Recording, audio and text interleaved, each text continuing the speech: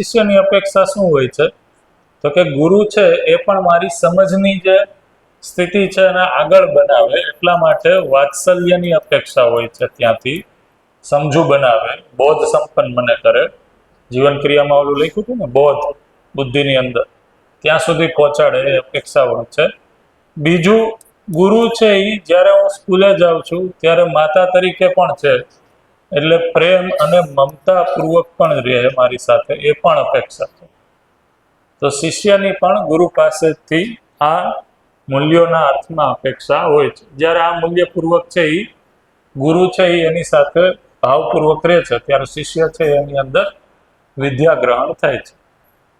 તો આ થયો ગુરુ શિષ્ય સંબંધ. તો ગુરુ શિષ્ય સંબંધ શાળામાં છે એને મળે છે. શાળામાં છે એ ભણીને સમજદાર અને હુનર આવડત સાથે આવડત સાથે નીકળે છે શિક્ષણ વ્યવસ્થામાંથી. હવે નેક્સ્ટ સ્ટેપ શું છે? તો કે નેક્સ્ટ સ્ટેપ છે કે જે પણ હું શાળામાં શીખો છું એને હું સમાજ માટે કઈ રીતના છે એ ઉપયોગી કરીએ. તો સમાજમાં એને પ્રેક્ટિકલી શીખવા માટે સાથી સહયોગી સંબંધ છે એ ઉપયોગી થાય છે. પહેલા છે એ લખી નાખીએ, વાંધો નહીં, પતિ પત્ની સંબંધ આપણે લખી શકીએ, પણ સાથી સહયોગી સંબંધ છે એ લખીએ. તો સાથી સહયોગી સંબંધ છે એ મેં હમણાં તમને કીધું હતું કાલે કે અત્યારે જે પ્રચલિત નોકર માલિક એનું સાર્થક સ્વરૂપ છે એ સાથી સહયોગી છે. તો સાથી સહયોગી સંબંધમાં શું થાય છે? તો કે વિદ્યાર્થી જ્યારે શાળામાંથી બહાર નીકળે છે ત્યારે પોતાના સહયોગી સંબંધમાં સ્વીકારે છે. એટલે કે પ્રેક્ટિકલી હજી મારે ઘણું શીખવાનું છે એ સ્વીકારે છે. એટલે સહયોગી છે એના કરતાં સાથી છે એ ગુરુ છે સમજવાના અર્થમાં. એટલે સાથી પાસેથી સહયોગી સમર્પણપૂર્વક શીખે છે. બરોબર? તો અહીંયા પણ છે એ જે મૂલ્યની અપેક્ષા છે એ કઈ છે? તો કે વિશ્વાસ છે, સન્માન છે, કૃતજ્ઞતા છે, વાત્સલ્ય છે. આ અર્થમાં છે. એકાદ બે મૂલ્ય કદાચ આડાવડું હોય તો એ સાથી સહયોગી સંબંધમાં એકબીજા પાસેથી અપેક્ષા છે. પણ આ પ્રચલિત નોકર માલિક સંબંધ નથી, જ્યાં આપણે મારે અહીંયા જે શીખવા કે સમજવા આવે છે એનું શોષણ કરું છું અને એને હું પૂરું શીખવા દેતો નથી. અત્યારે એવું છે કે નહીં? ધારો કે તમે કોઈ પણ છે એ ઇન્ડસ્ટ્રીમાં મેન્યુફેક્ચરિંગ યુનિટ છે કે કોઈ પણ જગ્યાએ છે એ શીખવા જાઓ છો, તો માલિક છે એ તમને પૂરેપૂરું ક્યારેય નહીં શીખવાડે. બરોબર છે? એનું કારણ શું છે? તો કે મોનોપોલી રાખવાની, મારા યોગ્ય એ ન થઈ જાય એમ. તો અહીંયા સાથી સહયોગી સંબંધમાં એવું નથી. એવું શું કામ નથી? કારણ કે આપણે જ્યારે આ સંબંધોની વાત કરીએ છીએ ત્યારે વ્યવસ્થાના અર્થમાં સંબંધો જોઈએ છીએ. એટલે કે આ ધરતી ઉપર જ્યારે જાગૃત માનવીય પરંપરા છે એ અર્થમાં જોઈએ છીએ. તો અહીંયા જે સાથી તરીકે કોઈ વ્યક્તિ હશે, કોઈ પરિવારમાં હશે, એ પરિવાર છે એ સમજુ પરિવાર છે, એની જરૂરિયાત કેટલી છે એને ખબર છે, એ પૂરી કરી શકે છે. એટલે એને કોઈ ઇન્સિક્યોરિટી નથી કે સહયોગીને હું બધું શીખવાડી દઈશ તો કાલ સવારે મારી જગ્યા લઈ લેશે, એવી કોઈ ઇન્સિક્યોરિટી નથી. અત્યારે એ છે એટલા માટે નથી શીખવાડતા. અને એના પછી જ્યારે વ્યક્તિ છે એ પોતાના કામ ધંધાને લઈને, કાર્યને લઈને સ્વાવલંબી બને છે સાથી સહયોગી સંબંધમાં, એના પછી એ જે સંબંધમાં જોડાય છે એ સ્વાભાવિક રીતના પતિ પત્ની સંબંધમાં આવે છે. તો પતિ પત્ની સંબંધ છે એમાં પરસ્પરતામાં અપેક્ષા શું છે? તો કે પતિ પત્ની સંબંધમાં પરસ્પરતામાં અપેક્ષા છે વિશ્વાસ, સન્માન, પ્રેમ, સ્નેહ, આની અપેક્ષા છે. તો પતિની પત્ની પાસેથી ને પરસ્પરતામાં બેની એકબીજા પાસેથી આ મૂલ્યોની અપેક્ષા છે. પતિ પત્ની સંબંધ છે એ કાલે મેં કીધું એમ ઓલમોસ્ટ એ પ્રકારનો સંબંધ છે કે જેમાં છે એ ઉંમરના અલગ અલગ પડાવ અને સમય અનુસાર પતિ અને પત્ની એ ક્યારેક ગુરુ શિષ્ય સંબંધ તરીકે જીવે છે, મિત્ર તરીકે જીવે છે, ભાઈ બહેન તરીકે જીવે છે, માતા પિતા તરીકે જીવે છે. જ્યારે પત્નીને એના પતિના શરીરના પોષણ સંરક્ષણનો ભાવ છે ત્યારે એ માતા છે. તો પતિ પત્ની સંબંધી એવો છે કે જેમાં બે વ્યક્તિ ઓલમોસ્ટ હરેક સંબંધને જીવી લે છે. એટલા માટે આપણે ડે ટુ ડે લેંગ્વેજમાં ઘણીવાર એવું કીધું છે કે પતિ પત્ની સંબંધમાં બે એકબીજાના જો સારા મિત્ર બની જશે તો આ સંબંધ છે એ સફળ થઈ જશે. તો એ અર્થમાં પતિ પત્ની સંબંધ છે. અને છેલ્લો સંબંધ આવે છે એ વ્યવસ્થા સંબંધ છે. વ્યવસ્થા સંબંધને આ રીતના પણ કહેવાય કે વ્યવસ્થા અને એનાથી મોટી કે સમગ્ર વ્યવસ્થામાં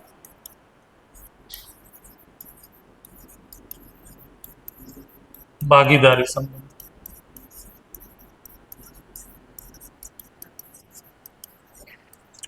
વ્યવસ્થા સમગ્ર વ્યવસ્થામાં ભાગીદારી સંબંધ. તો વ્યવસ્થા સમગ્ર વ્યવસ્થામાં ભાગીદારી સંબંધ અથવા તો વ્યવસ્થા સંબંધ શું છે? તો કે આપણે અત્યારે જે કહીએ છીએ ને, કાલે વાત કરતા હતા કે આ પણ અમારો એક પરિવાર છે, આટલા શિક્ષકો છે એ પણ અમારો પરિવાર છે, બરોબર. તો આ પરિવારનું ગઠન છે એ કેના કારણે થયું? કારણ કે આ એક ઇન્સ્ટિટ્યુશન છે, વ્યવસ્થા છે, ઓર્ગેનાઇઝેશન છે, એના અંતર તમે છે એ ભેગા થયા. તો આ ઓર્ગેનાઇઝેશનના અમુક નિશ્ચિત છે એ નિયમો હશે. તો અત્યારે જે વ્યવસ્થા છે, ઓર્ગેનાઇઝેશન છે, તો અમાનવીય છે, પૂરેપૂરી માનવીય નથી. એટલા માટે અમુક એમાં નિયમો અમાનવીય હશે. પણ જ્યારે માનવીય વ્યવસ્થાની આપણે વાત કરીએ છીએ અને માનવીય વ્યવસ્થા અંતર્ગત કોઈ ઓર્ગેનાઇઝેશન કે ઇન્સ્ટિટ્યુશનને આપણે જોઈએ છીએ તો એમાં માનવીય નિયમો હશે, માનવીય અપેક્ષા હશે ઓર્ગેનાઇઝેશનની. જેમ કે અહીંયા તમે શાળાએ આવો છો તો શાળાએ આવવાનો એક નિશ્ચિત સમય હોય છે, જવાનો નિશ્ચિત સમય હોય છે. એવું ન ચાલે કે ના હવે તો મને બહુ ગમી ગયું, આ રૂમમાં જ છે, ગાડલા નાખીને આજીવન રહી જાવ, અહીંયા જ રહી ગયા, બધી વ્યવસ્થા તો છે જ. તો આવવાનો જવાનો બે નિશ્ચિત સમય છે. બીજું, કઈ રીતના તમારે વ્યવહાર કરવો એના પણ નિશ્ચિત નિયમો છે, બરોબર. તો એ જે નિશ્ચિત નિયમો છે એ નિયમો એક પ્રકારની વ્યવસ્થાને ગઠન કરવા માટે છે. ધારો કે આવો કોઈ સમય ન હોય તો જે વ્યવસ્થા આપણે બનાવી છે, જે ઓર્ગેનાઇઝેશન છે, ઇન્સ્ટિટ્યુશન છે, એ ચાલે? એનો હેતુ પૂરો થાય? એ નહીં થાય. તો વ્યવસ્થા સંબંધ એટલે એવો સંબંધ છે કે જે પણ વ્યવસ્થામાં હું ભાગીદાર થાઉં છું એ ભાગીદારીમાં મારી કોઈ નિશ્ચિત જિમ્મેદારી છે, એના કોઈ અસ્તિત્વગત નિયમો છે, એ નિયમોનું પાલન કરવું. તો જ્યારે હું એ નિયમોનું પાલન કરું છું તો એમ કહેવાય કે હું વ્યવસ્થા સંબંધ સાથે જોડાયેલો છું, રાઈટ. તો આ થયું વ્યવસ્થા સંબંધ. વ્યવસ્થા સંબંધ છે એ કર્તવ્ય અને દાયિત્વપૂર્વક છે એ પૂરો થાય છે, બરોબર. તો કર્તવ્ય અને દાયિત્વ, રિસ્પોન્સિબિલિટી અને ડ્યુટી, ઇંગ્લિશ એનો શબ્દ એવું કહીએ કે. તો કર્તવ્ય અને દાયિત્વ છે એ મૂળ છે વ્યવસ્થામાં, બરોબર છે. તો આ રીતના છે ટોટલ આ 7 સંબંધો છે. આજે મેં તમને કીધું એમ કે આ સંબંધો ઉપર આપણે એટલી બધી ચર્ચા આજે નથી કરી, પણ જો કોઈને ઇન્ટરેસ્ટ હોય તો પરિચય શિબિરના રેકોર્ડિંગ પડેલા જ છે, એમાં તમે જોશો તો આ સંબંધો ઉપર જેમ આપણે 9 મૂલ્યો ઉપર ચર્ચા કરી એમ વિસ્તૃત એક ચર્ચા છે. પણ જો તમે આ બધા જ સંબંધોને હવે જુઓ, એમાં જે નિશ્ચિત મૂલ્યોના અર્થમાં અપેક્ષા છે, જુઓ, શરૂઆતમાં જ કીધું કે અપેક્ષા ક્યારે પૂરી નથી થતી. તો પૂરી નથી થતા એના 2 કારણ આપ્યા. એક તો એ આ રીતના ભાવના અર્થમાં નિશ્ચિત છે એ નક્કી નથી, અને નક્કી છે તો એ ભાવથી વાસ્તવિકતા શું છે, એનું વ્યવહારનું આશય શું છે એ ખ્યાલ નથી, કારણ કે એની વ્યાખ્યા કે અવધારણા જ ખબર નથી. ભાઈ વિશ્વાસપૂર્વક જીવવું છે મારે પતિ પત્ની સંબંધમાં, પણ વિશ્વાસ એટલે શું, સન્માન એટલે શું, પ્રેમ એટલે શું, સ્નેહ એટલે શું, એની વ્યાખ્યા તો બે પાસે અલગ અલગ છે. અને અલગ અલગ વ્યાખ્યાતા છે એ પણ કોઈ માન્યતા આધારિત છે, એટલા માટે જીવી શકાતું નથી. તો હવે મારી પાસે જો એક યુનિક યુનિવર્સલ ફ્રેમવર્ક હોય આ વ્યાખ્યાનું, અને એ વ્યાખ્યા હોય કેવી છે, તો અસ્તિત્વગત જે સાચી છે એ જ છે, નિશ્ચિત છે, અને અસ્તિત્વમાં આવી જ છે એ છે, બીજી કાંઈ નથી.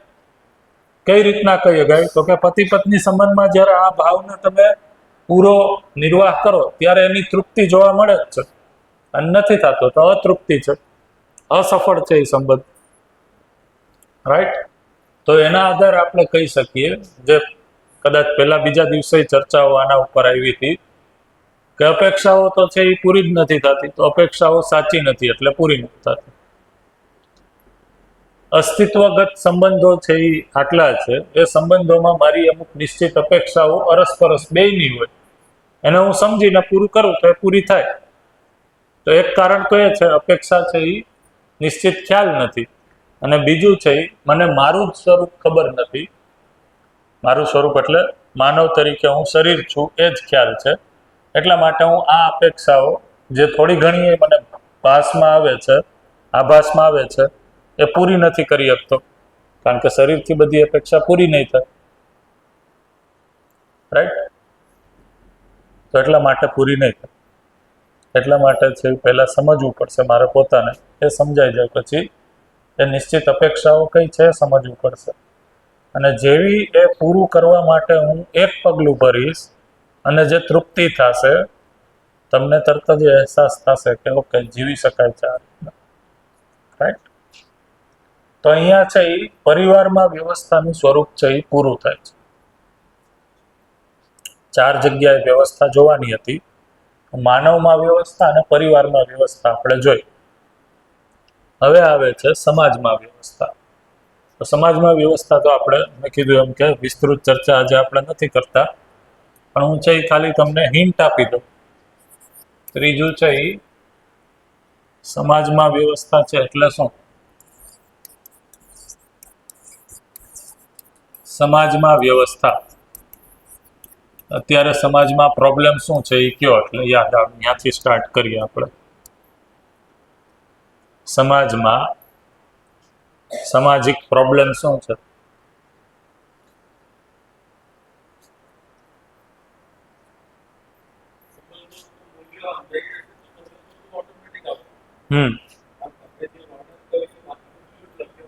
હા,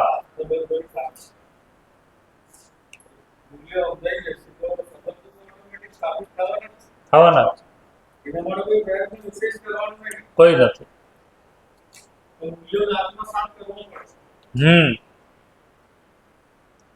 એકદમ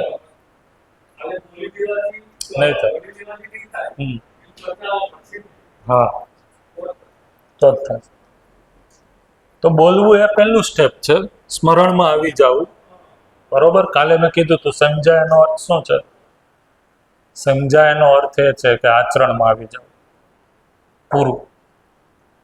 પણ મિનિમમ અર્થ શું છે સમજાયનો અર્થ? તો કે એટલીસ્ટ બોલી તો ગયા છે, સમજ્યા છીએ, બરોબર?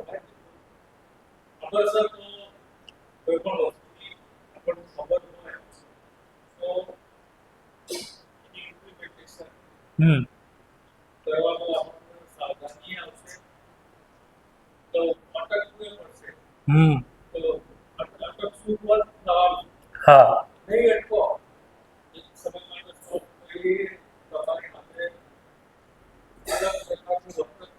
હા,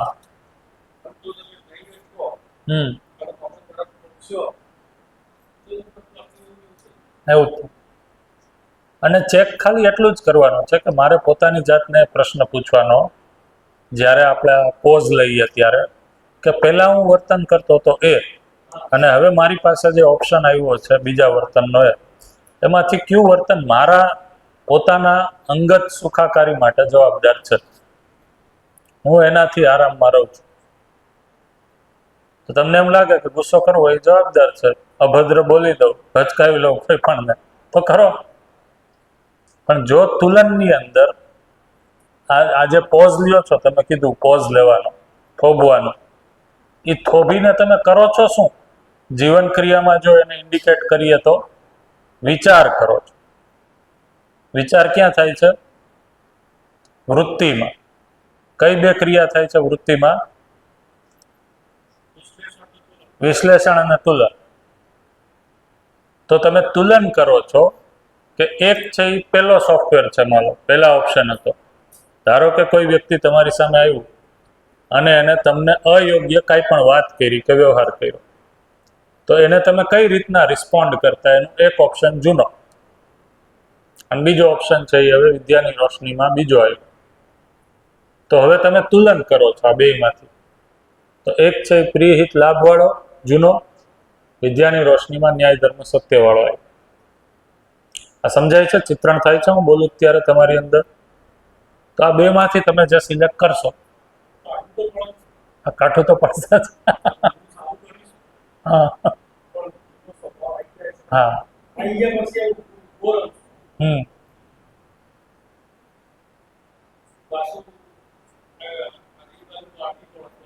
હા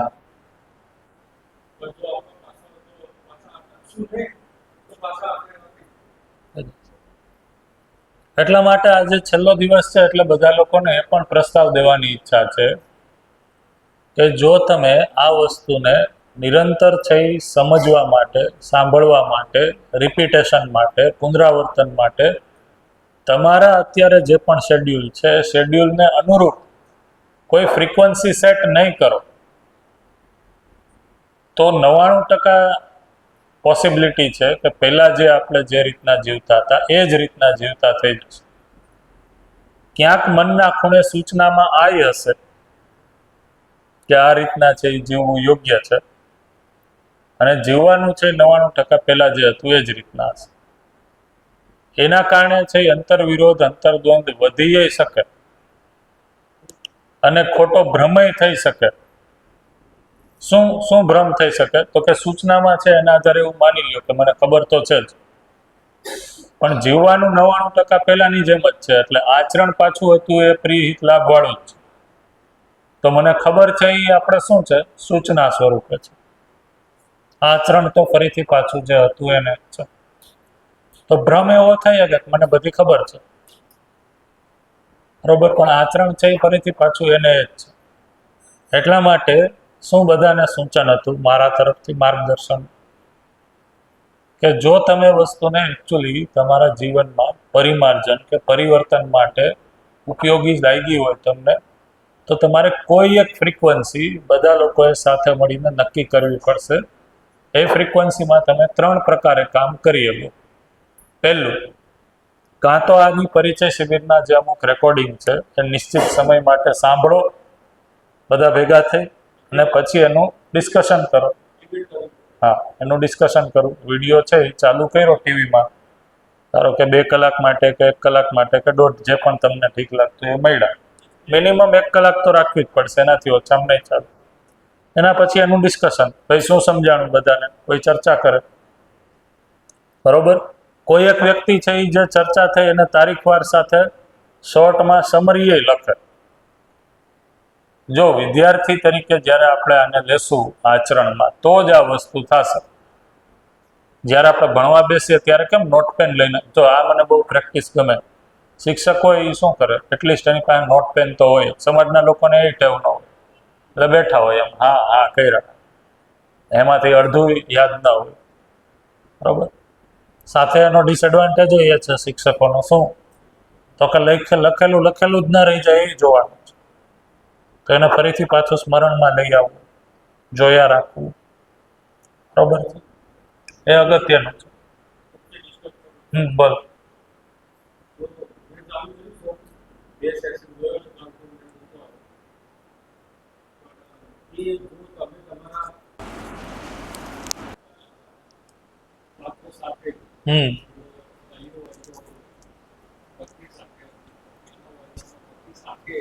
રાઈટ.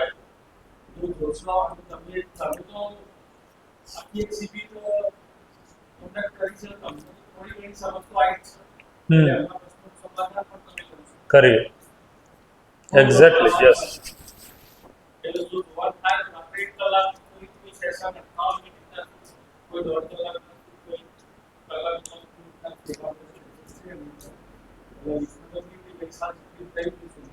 હા.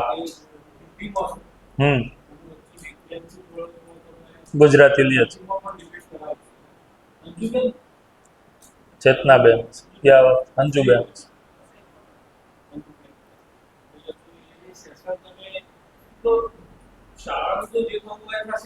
રાઈટ.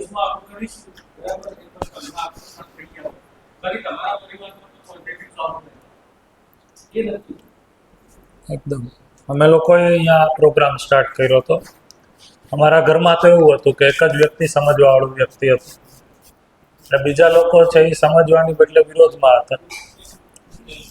તો હું છે એ દરરોજ જઈ અને ફિક્સ રાતે છે એ જમી અને અડધી કલાક છે વિડીયો ચાલુ કરી દો ટીવીમાં અને આપણે બેસી જાઓ.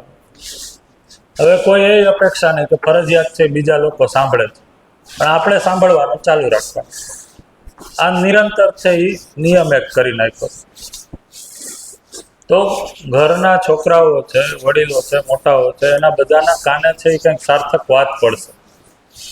બીજી કોઈ સિરિયલો કે બધી વસ્તુ કે ગીતોને સાંભળવા એની બદલે. તો એ પ્રેક્ટિસ તમે ચોક્કસ કરી શકો કે દિવસમાં કોઈ એક ફિક્સ સમયમાં આપણે બેઠા છીએ ટીવીમાં કે કોઈ પણ જે પણ તમારી પાસે વસ્તુ એમાં બેસીને તમે સાંભળો છો. રાઈટ. તો ટેકનોલોજીનો એ સદુપયોગ થશે.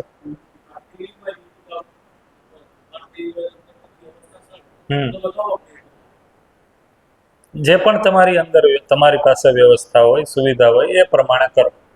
હવે કોઈ આપણું ફ્રીઝ છે જ હા, એટલે એ રીતના તમે ફિક્સ કોઈ વસ્તુ નથી, તમે આ રીતના કરી શકો. એક છે એ આ છે રસ્તો.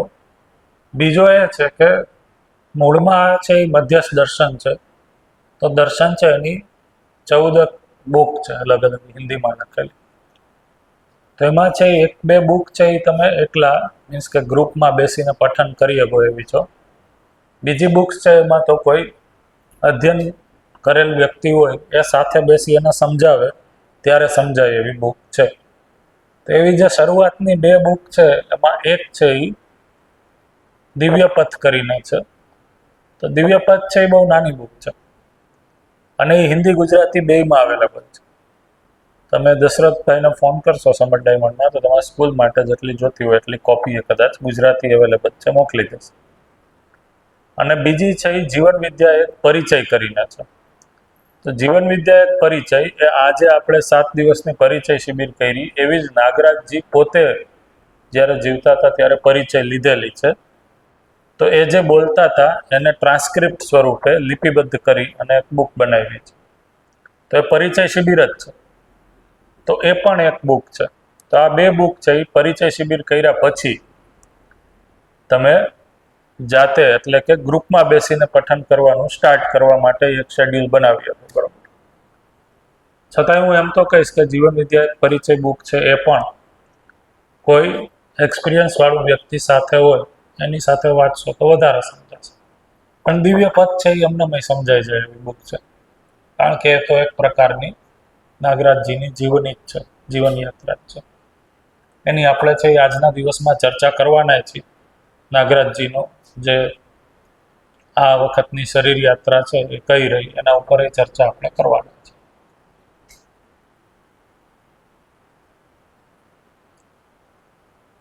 તો આ મારા તરફથી છે એ તમારા માટે પ્રિસ્ક્રિપ્શન છે. જો વસ્તુ છે એ યોગ્ય લાગે, તમને પોતાને છે એ ઉપયોગી લાગી હોય, સાર્થક લાગી હોય તો આ રીતના છે થોડો પ્રયાસ છે એ ગ્રુપમાં. આમાં કેવું છે ઘણીવાર એકલા પ્રયાસ કરીએ ને તો એની એક પ્રેરણા ન બને. બધા લોકો ભેગા મળીને કંઈક કામ કરતા હોય તો બધાના ટેકે ટેકે છે એ થોડી પ્રેરણા મળતા કામ છે એ ચાલી જાય. તો હવે જ્યાં સુધી તમે કોઈ નેક્સ્ટ મોટો પ્રોગ્રામ નથી કરતા શિબિર સ્વરૂપે કે કોઈ, ત્યાં સુધી છે આ વસ્તુ નિરંતર ચાલુ રહે એના માટે પ્રયાસ કરવાનો રહેશે. નહીતર જ્યારે ફરીથી પાછા મળશું તો પાછો એકડો પહેલેથી જ ઘૂંટવાનો થશે. બરોબર. તો હવે પરિવારમાં વ્યવસ્થા પછી આપણે સમાજમાં વ્યવસ્થાનું સ્વરૂપ જોઈએ. તો સમાજમાં યસ હું પૂછતો હતો કે સમાજમાં તમને અત્યારે શું સ્થિતિ દેખાય છે? અવ્યવસ્થા છે એ શું દેખાય છે? શું દેખાય કયો છે? સમાજમાં અત્યારે શું સમસ્યા કે પ્રોબ્લેમ છે? સામાજિક પ્રોબ્લેમ. ગયા વખતે પહેલા દિવસે શિબિરમાં લીધું હતું. ચારેય સ્તર ઉપર શું પ્રોબ્લેમ છે એની સમીક્ષા. તો પોતાના લેવલ ઉપર આપણે જોઈએ તો પોતાના લેવલ ઉપર શું પ્રોબ્લેમ છે માણસમાં, સ્વયંમાં? તો કે અંતર્વિરોધ, ઈર્ષા, દ્વેષ, એકલતાપણું, આ બધું પ્રોબ્લેમ છે. ક્યાં? પોતાના લેવલ ઉપર. પરિવારમાં શું પ્રોબ્લેમ છે? પારિવારિક લેવલ ઉપર તો સંબંધોમાં અંતર વધવું, એના કારણે વિભક્ત કુટુંબો, બરોબર, છૂટાછેડા, આ બધા છે એ પારિવારિક પ્રોબ્લેમ. એવી રીતના સમાજના લેવલ ઉપર શું પ્રોબ્લેમ છે?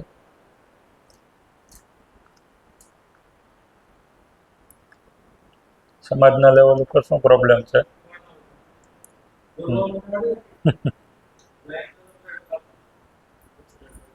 ભ્રષ્ટાચાર છે એ સામાજિક લેવલ ઉપર પ્રોબ્લેમ છે, રાઈટ. પછી શોષણ પ્રવૃત્તિ છે એ, રાઈટ. પછી હા,